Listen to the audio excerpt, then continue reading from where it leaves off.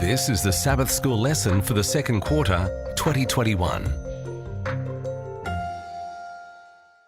Thursday, April 1. Breaking the relationship. We tend to believe people we know and instinctively distrust those whom we do not. Eve naturally would have distrusted Satan. Furthermore, any direct attack against God would have made her defensive.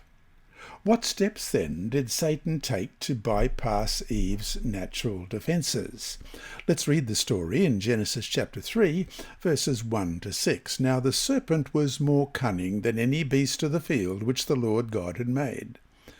And he said to the woman, Has God indeed said, You shall not eat of every tree of the garden? And the woman said to the serpent, We may eat the fruit of the trees of the garden, but of the fruit of the tree which is in the midst of the garden, God has said, You shall not eat it, nor shall you touch it, lest you die. Then the serpent said to the woman, You shall not surely die. For God knows that in the day you eat of it, your eyes will be opened, and you will be like God, knowing good and evil.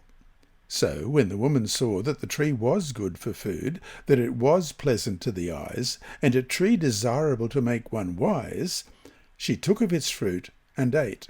She also gave to her husband with her, and he ate. From the Seventh-day Adventist Bible Commentary, Volume 1, page 231, we read, Deplorable as was Eve's transgression, and fraught as it was with potential woe for the human family, her choice did not necessarily involve the race in the penalty for her transgression.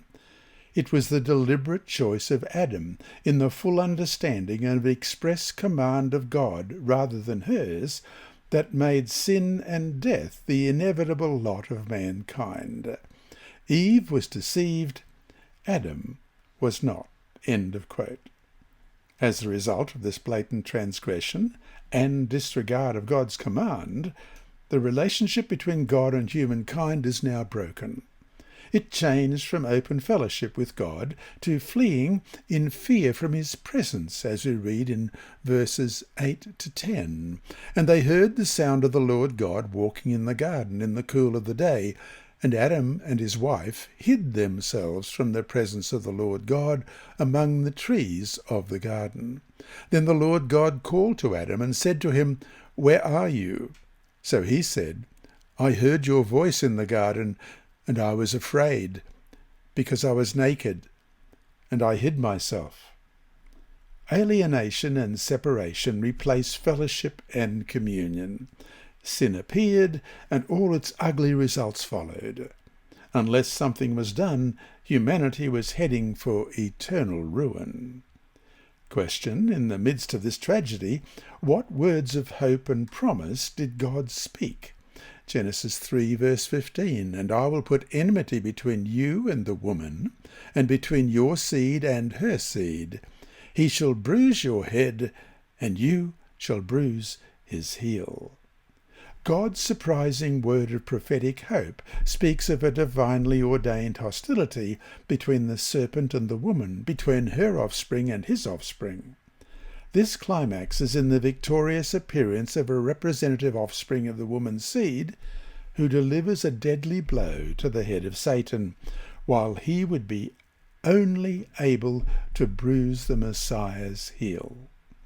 In their utter helplessness, Adam and Eve were to gain hope from this messianic promise, hope that would transform their existence, because this hope was God-given and God-supported. This promise of the Messiah and of final victory, however vaguely stated at that time, lifted the gloom into which sinning had placed them. And so to finish today, read Genesis 3:9, where God says to Adam and Eve, Where are you? Genesis 3 and verse 9, Then the Lord God called to Adam and said to him, Where are you? God, of course, knew where they were. His words, instead of being filled with condemnation, were to draw guilt-ridden humankind back to him. In short, God's first words to fallen humanity came with the hope of his grace and mercy. Even now, in what ways do we find God seeking to call us to his mercy and grace? This lesson was read by Dr. Percy Harrold for Christian Services for the Blind. It's supported by the Sabbath School Department and Hope Channel Australia and is rebroadcast by Christian Record Services and through podcasts at It Is Written in the United States, Hope Channel Germany, and through Apple iTunes and SoundCloud. Remember, God is always faithful.